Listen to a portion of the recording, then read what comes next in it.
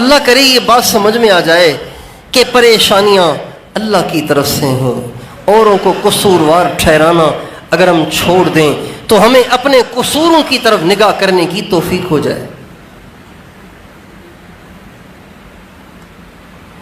جب ہم اوروں کو قصوروار ٹھہراتے ہیں تو ہمارا اپنا نفس ہمیں کہتا ہے تو بڑا پاک صاف ہے، لیکن جب اوروں کو قصوروار نہیں ٹھہرائیں گے تو آخر سوچیں گے کہ آخر کوئی تو قصوروار ہے نا، تو پھر اپنے پہ نظر جائے گی اور اپنے قصور نظر آئیں گے تو اللہ سے معافی مانگ کے اس کو معاف کروانا آسان ہو جائے گا۔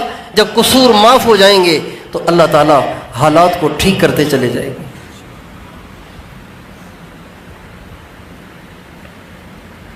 تو آپ سب سے درخواست ہے کہ آپ سب آج کے بعد اگر اپنی زندگی کو خوبصورت بنانا چاہتے ہیں تو ہر مسئلے میں اللہ سے معافی مانگنا شروع کر دیں۔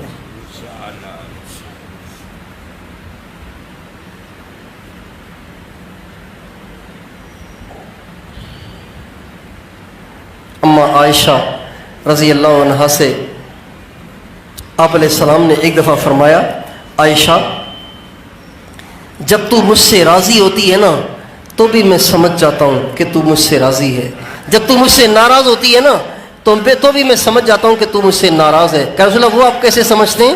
تو فرمایا جب تو کہتی ہے نا ورب محمد، محمد کے رب کی قسم یہ بات ایسے ہے، میں سمجھتا ہوں کہ عائشہ مجھ سے خوش ہے، لیکن جب تو کہتی ہے نا ورب ابراہیم، ابراہیم کے رب کی قسم، تو میں سمجھ جاتا ہوں کہ تو مجھ سے ناراض ہے کہ تو میرا نام نہیں لے رہی۔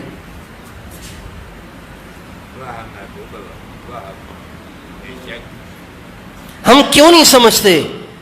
جب ہمارے اپنے ہم سے بے وفا ہو جاتے ہیں، جب ہمارے ایسے مسائل کھڑے ہو جاتے ہیں جو حل ہونے کا نام نہیں لیتے، باوجود دعاؤں کے، باوجود وظیفوں کے حل ہونے کا نام نہیں لیتے، ہم کیوں نہیں سمجھتے اللہ ناراض ہو گیا ہے؟ ہم کیوں نہیں سمجھتے؟ موسیٰ علیہ السلام سے اللہ تعالیٰ نے فرمایا، اے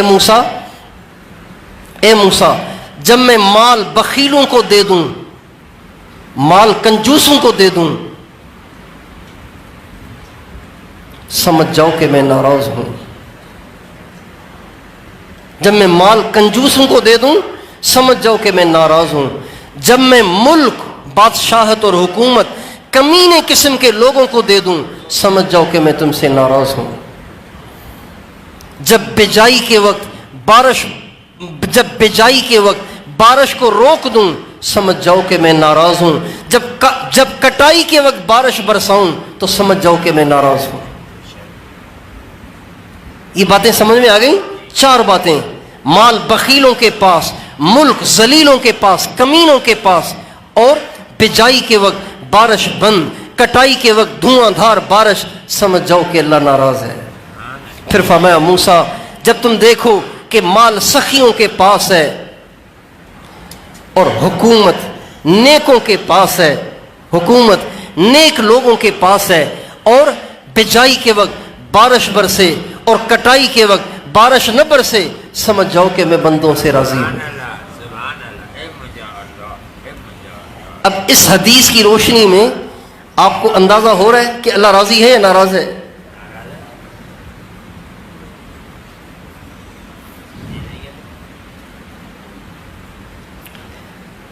اب جب اللہ ناراض ہے تو اللہ کو راضی کرنا کوئی مشکل تھوڑی ہے، اللہ کو راضی کرنا تو بہت آسان ہے۔ ایک آدمی آپ سے ناراض ہو گیا ہے، ایک آدمی آپ سے ناراض ہو گیا، آپ کے بہت سارے کام اس سے متعلق ہیں، بہت سارے کام آپ کے اس سے متعلق ہیں، اس کے بغیر آپ کے سارے کام پھنسے رہیں گے، آپ پریشان رہیں گے۔ اب وہ اچانک آپ سے ناراض ہو گیا، اب آپ اس کو راضی کرنے کے لیے پریشان ہوں گے کہ نہیں ہوں گے؟ کتنے پریشان ہوں گے؟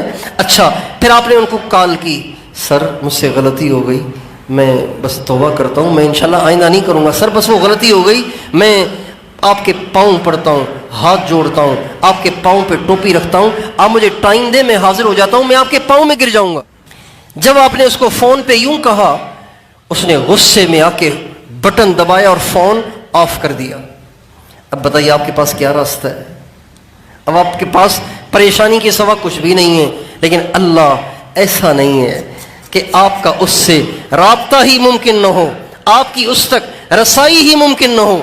اللہ فرماتے ہیں وَنَحْنُ أَقْرَبُ إِلَيْهِ مِنْ حَبْلِ الْوَرِيدِ، اور اللہ فرماتے ہیں وَإِذَا سَأَلَكَ عِبَادِي عَنِّي فَإِنِّي قَرِيبٌ، میرے نبی، میرے بندے تجھ سے میرے بارے میں پوچھیں نا کہ اللہ کہاں رہتا ہے، کتنی دور رہتا ہے، تو آپ ان کو بتائیں کہ اللہ دور نہیں ہے، اللہ بہت قریب ہے۔ ہمارے نبی سے صحابہ نے پوچھا اقریب ربنا فنناجیہ ام بعید فننادیہ، یا رسول اللہ، اللہ کہاں ہے؟ دور ہے، اگر دور ہے تو پھر چیخنا پڑے گا، چلانا پڑے گا، اگر قریب ہے تو چیخنے چلانے کی ضرورت ہی نہیں، چپکے چپکے اس سے باتیں کر لیا کریں گے۔ ابھی حضور نے جواب نہیں دیا، اللہ نے قرآن کی آیت اتار دی وَإِذَا سَأَلَكَ عِبَادِي عَنِّي فَإِنِّي قَرِيبٌ، میرے نبی میں دیکھ رہا ہوں تجھ سے میرے بندے میرے بارے میں پوچھ رہے ہیں، تو تم نہ بتاؤ، انہیں میں بتاتا ہوں کہ میں کتنا قریب ہوں۔ اب مسائل کا حل کوئی مشکل ہے؟ مسائل اللہ کی طرف سے، اور اللہ سب سے قریب، اور اللہ کو منانا سب سے زیادہ آسان۔ ہمارے نبی کا ارشاد ہے جو آدمی صبح 3 دفعہ اور شام 3 دفعہ یہ استغفار پڑھے استغفر اللہ الذی لا الہ الا هو الحی القیوم واتوب الیہ، 3 دفعہ پڑھ لے صبح اور شام، ہمارے نبی نے فرمایا سمندر کی جھاگ کے برابر بھی اس کے گناہ ہوئے سب معاف۔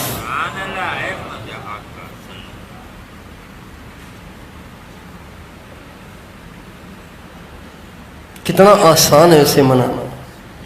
ہمارے نبی نے فرمایا جو آدمی نئے کپڑے پہنے، نیا لباس پہنے، نیا لباس پہنے اور نیا لباس پڑھ کے یوں کہے الحمدللہ الذی کسانی ھذا ورزقنیہ من غیر حول منی ولا قوہ، اے اللہ یہ کپڑے تو نے پہنائے، یہ میرے اپنی طاقت سے مجھے نہیں ملے، یہ تیرا فضل، تیرا کرم ہے کہ تو نے مجھے یہ کپڑے پہنائے۔ ہمارے نبی نے فرمایا یہ دعا پڑھتے ہی پچھلے سب گناہ معاف۔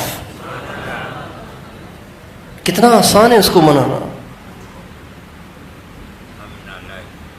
ایک شخص آیا ہمارے نبی کے پاس، کہا یا رسول اللہ واہ ذنوبا، ہائے میرے گناہ کیسے بخشے جائیں گے، یہ مطلب تھا اس کا، اتنے گناہ کیسے بخشے جائیں گے، واہ ذنوبا، ہائے میرے گناہ کیسے بخشے جائیں گے۔ آپ نے فرمایا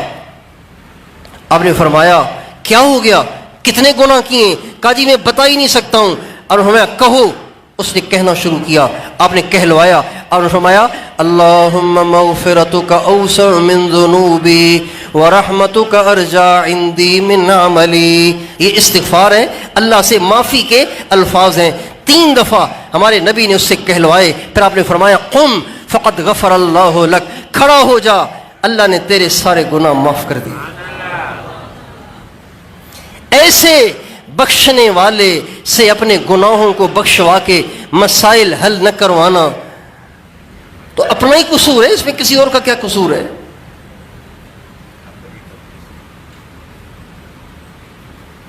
ہم تو مائل بکرم ہیں کوئی سائل ہی نہیں، راہ دکھلائیں کسے رہ روے منزل ہی نہیں، میں تو دینے کے لیے تیار بیٹھا ہوں، تم آتے ہی نہیں ہو، میں کیا کروں؟ باز آ ہر آنچ ہستی باز آ۔ اللہ فرماتے ہیں میرے بندے کہیں نہیں ملے گی تجھے راحت اور اطمینان، میرے پاس آ، میرے پاس آ، تو جیسا کیسا ہے مجھے قبول ہے، واپس آ۔